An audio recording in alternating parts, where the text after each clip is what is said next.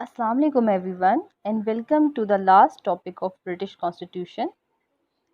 Yesterday we had started the topic local self-government, which was the last topic of this British Constitution, and today we will resume the same topic local self-government, मकामी हुकूमत खुद इख्तियारी.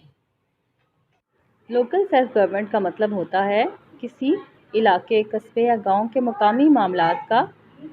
मकामी मुंतखब करदा इदारों के ज़रिए नज़्म नस्क चलाना. और कल हमने लोकल सेल्फ गवर्नमेंट का, ब्रिटिश लोकल सेल्फ गवर्नमेंट का इर्तिका पढ़ा था.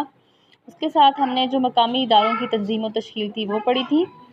काउंटी काउंसिल्स को पढ़ा था, हिस्टोरिकल काउंटीज़, एडमिनिस्ट्रेटिव काउंटीज़ और ड्यूटीज़ ऑफ काउंटीज़ को डिस्कस किया था. उसके साथ हमने काउंटी बोरो काउंसिल्स पढ़ी थी और बोरो काउंसिल्स को भी डिटेल में देखा था. और आज हम देखेंगे कि जो डिस्ट्रिक्ट्स हैं डिफरेंट काउंटीज़ के अंदर, वो उनकी डिस्ट्रीब्यूशन किस तरह से की गई है, इन काउंटीज़ की अफादियत, इनकी इम्पोर्टेंस क्या है और मरकज़ी हुकूमत और मकामी जो इदारे हैं इनका आपस में किस तरह से ताल्लुक़ है, क्योंकि बरतानिया एक वहदानी तर्ज़ हुकूमत है. तो सबसे पहले हम देखते हैं कि किस तरह से बरतानिया के अंदर इज़ला की तकसीम की गई है. हर इंतज़ामी काउंटी कई इज़ला में तकसीम की जाती है. इज़ला की दो इक़साम होती हैं, देही इज़ला और शहरी इज़ला. देही इज़ला या रूरल डिस्ट्रिक्ट्स जो होते हैं ये मजमूई तौर पर इंग्लैंड के अंदर 72 हैं. और आपको कल मैं बता चुकी हूँ कि इंग्लैंड का और वेल्स का एक इस जैसा सिस्टम है. तो हर ज़िले में एक ज़िले कौंसिल है और हर ज़िले को कौंसिल के अरकान की तादाद मुख्तलिफ है और ये उनकी तादाद उनकी आबादी के तनासब से मुकर्रर होती है. देही ज़िले में जो हर पैरिश है, और पैरिश इनका जो मकामी हुकूमत का सबसे छोटा यूनिट है उसको कहते हैं PARISH. पैरिश जो है उनका एक नुमाइंदा ज़िला कौंसिल में शरीक होता है और ज़िला कौंसिल के इंतखाब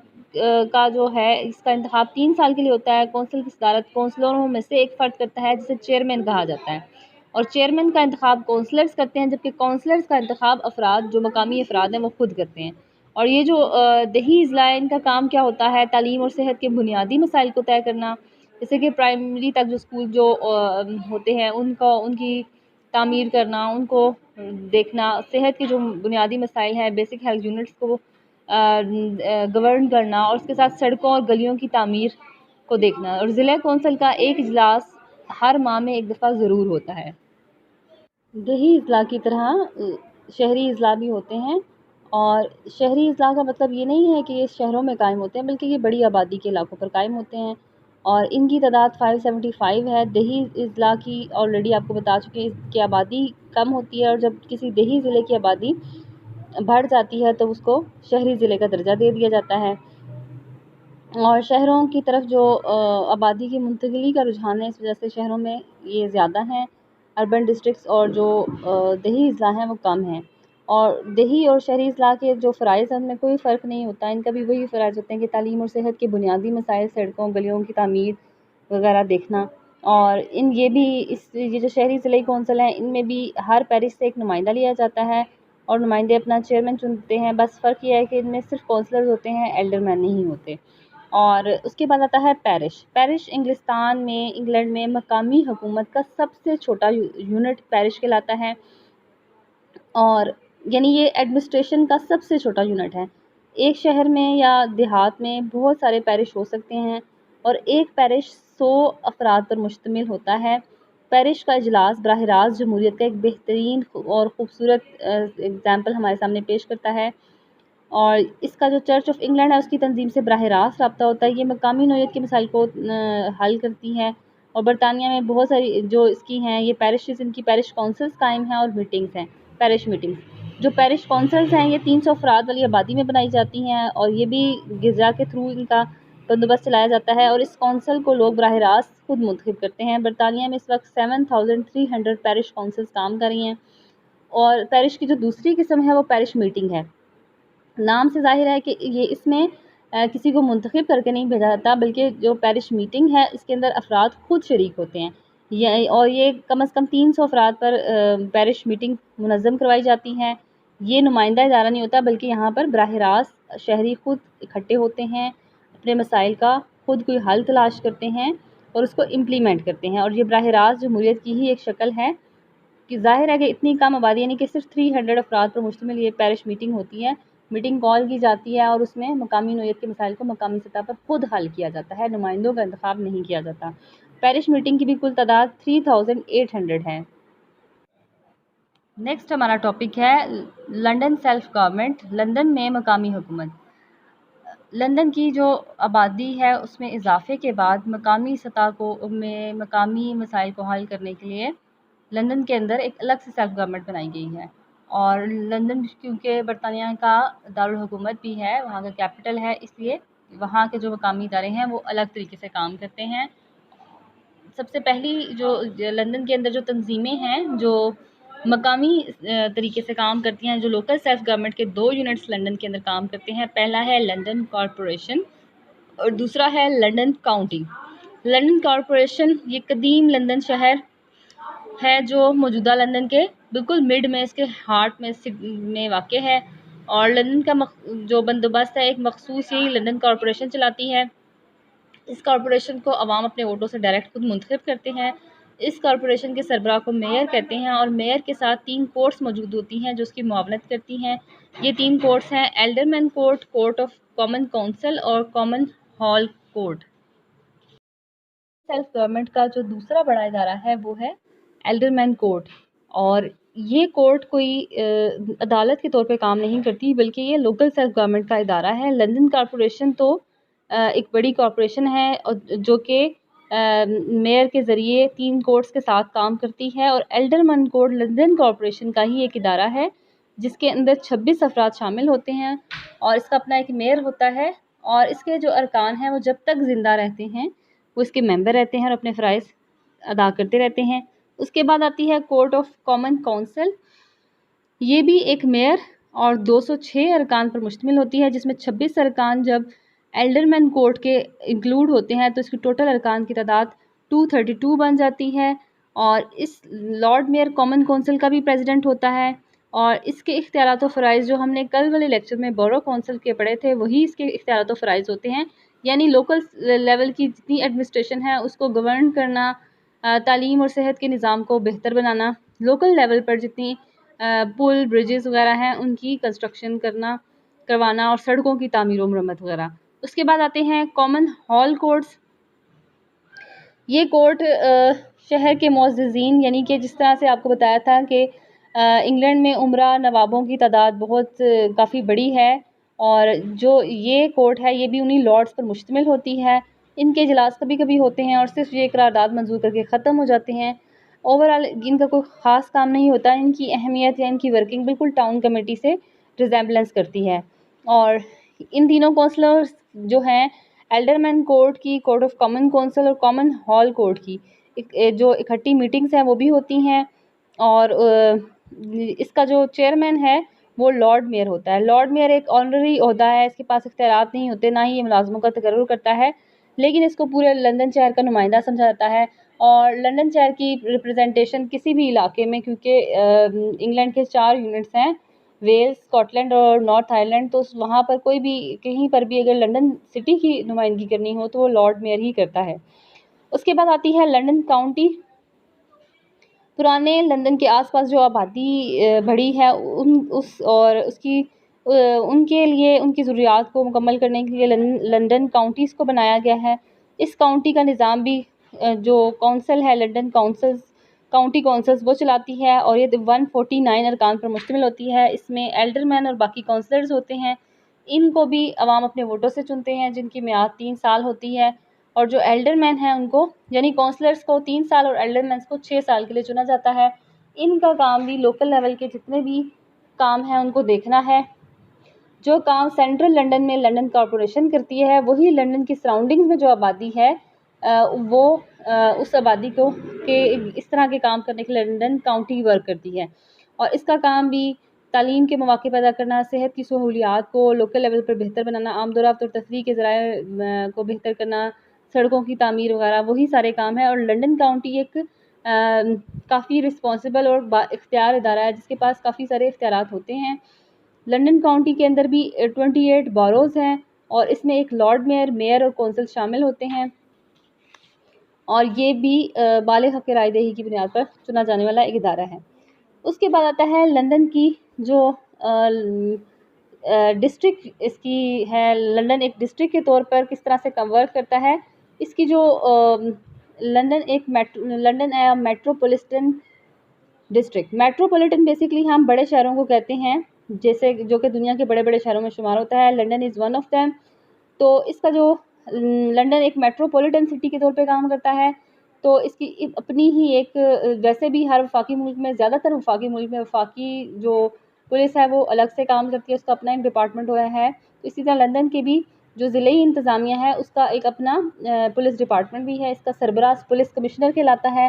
اور لندن کا جو یہ ٹوٹل علاقہ جس کو یہ گورن کرتا ہے، یہ تقریباً 700 مربع میل سے زیادہ کا بنتا ہے جس کو یہ دیکھتا ہے، اور اسی پولیس کے ذریعے جو میٹروپولیٹن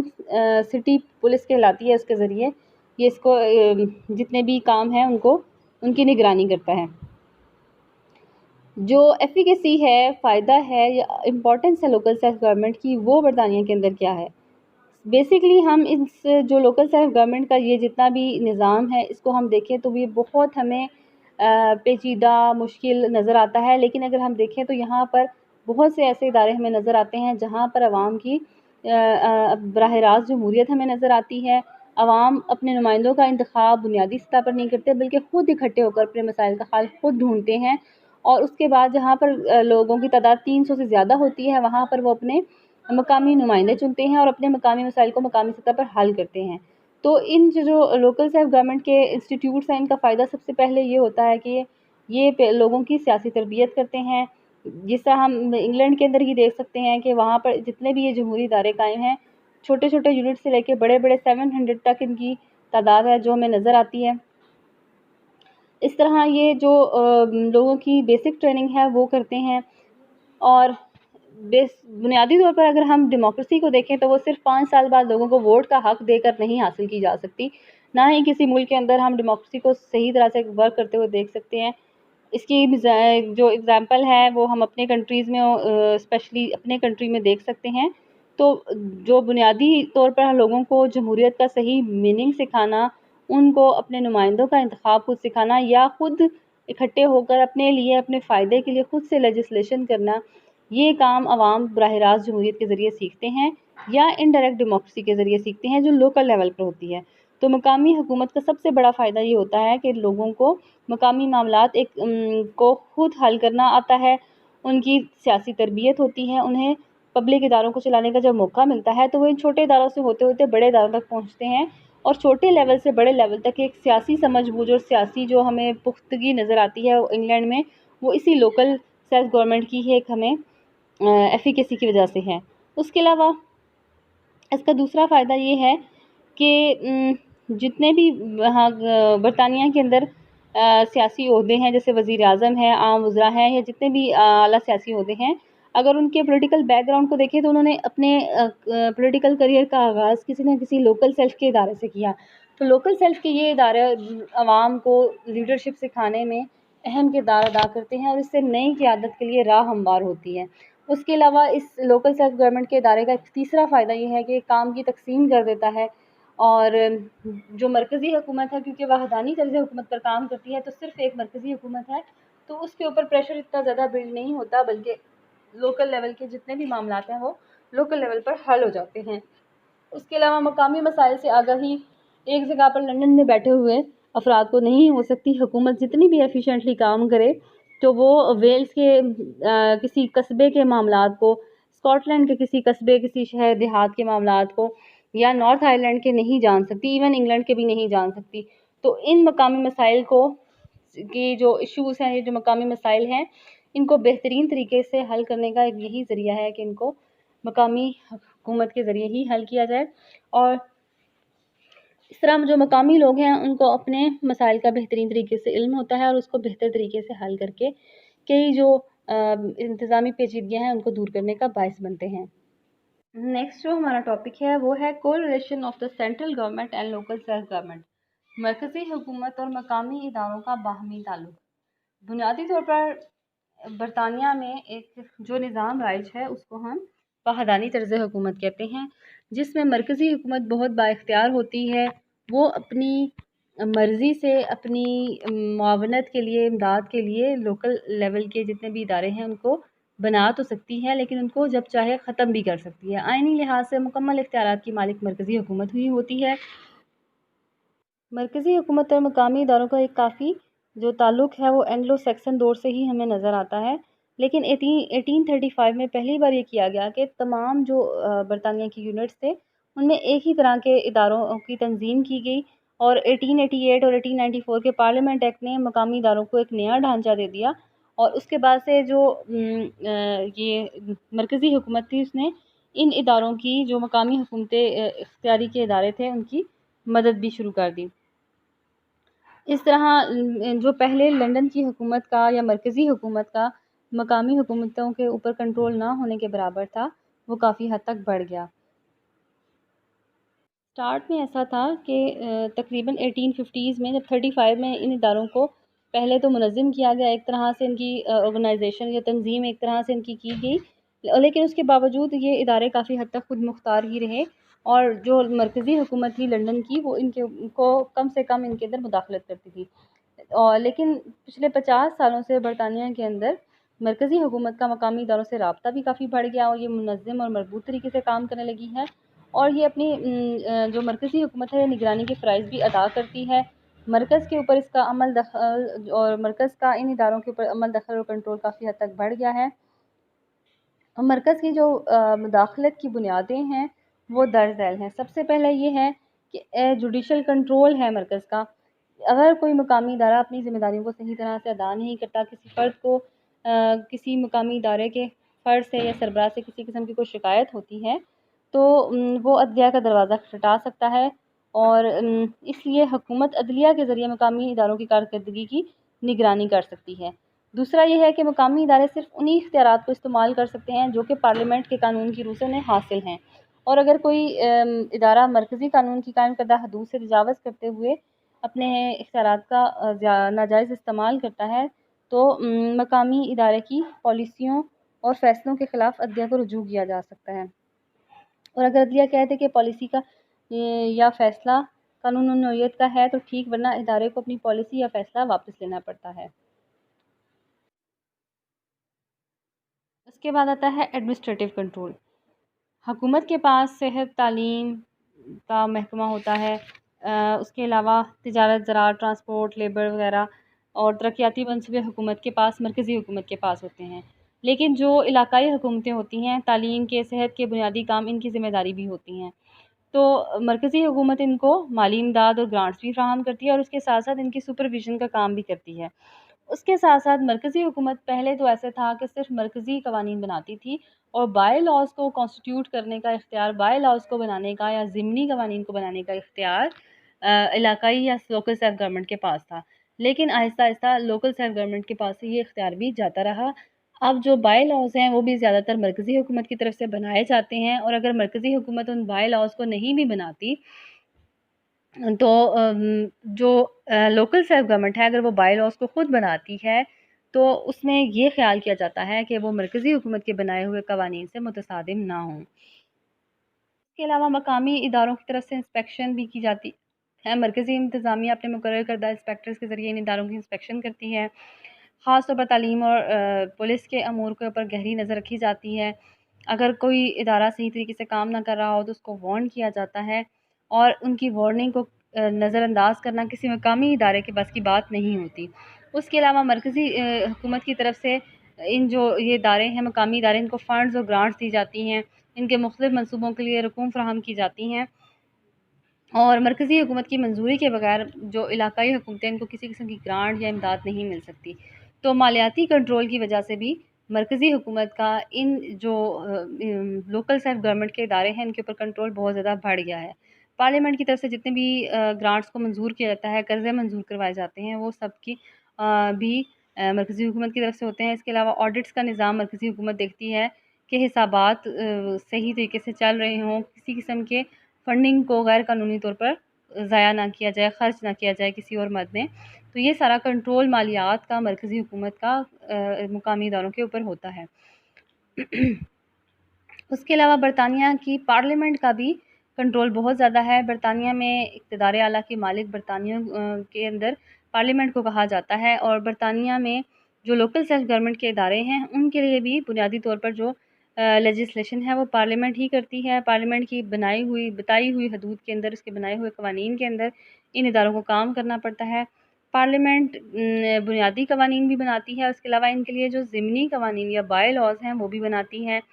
اور اگر یہ ان اداروں کو بعض اوقات ضمنی قوانین بنانے کا، بائی لاز بنانے کا اختیار دیا جاتا ہے، لیکن یہ اختیار پارلیمنٹ کا اپنا دیا ہوا ہے، وہ کسی بھی بائی لا کو خود سے مسترد کرنے کا اختیار بھی رکھتی ہے۔ اس طرح ان مقامی اداروں کی جو بھی حیثیت ہے وہ پارلیمنٹ کی دی ہوئی ہوتی ہے، وہ جب چاہے اسے ختم کر سکتی ہیں، جب چاہے اسے تبدیل کر سکتی ہیں، اور پورے ملک میں جو متوازن اور یکساں نظام ہے وہ مرکزی حکومت کی وجہ سے ہی ہمیں دکھائی دیتا ہے، اور کوئی بھی ادارہ پارلیمنٹ کے جو متعین کردہ اصولوں کے خلاف عدلیہ کا دروازہ نہیں کھٹکھٹا سکتا، اور اس طرح ہمیں جو پارلیمنٹ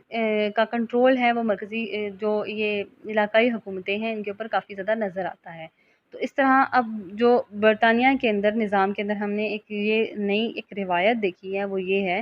کہ لوکل سیلف گورنمنٹ مرکزی حکومت کے انڈر ہی کام کرتی ہیں، اور ان کے ساتھ مل کر ایک مربوط طریقے سے اس نظام کو سکسیسفلی چلا رہی ہیں۔